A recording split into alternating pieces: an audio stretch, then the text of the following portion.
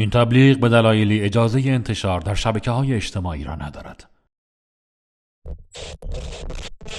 به ما گفته بودن این تبلیغ رو نسازیم. گفتن تأثیر زیادی میذاره. گفتن مردم کنجکاو میشن.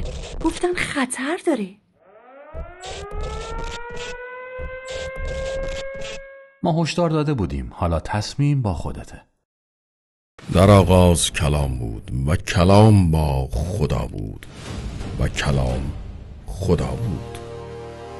تنها چیزی که همیشه میمونه صدای توه.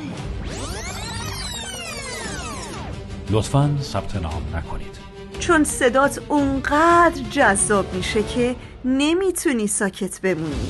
چون بعدش مجبوری هر جا میری قشنگ حرف بزنی. چون عاشق صدات میشن، مشتاق صدات میمونن و خلاصه این که دیگه همه جا صداتو میشنون. اونا شاید جلوی خیلی چیزا رو بگیرن، اما جلوی شنیده شدن کلام خدا با صدای تو رو نه.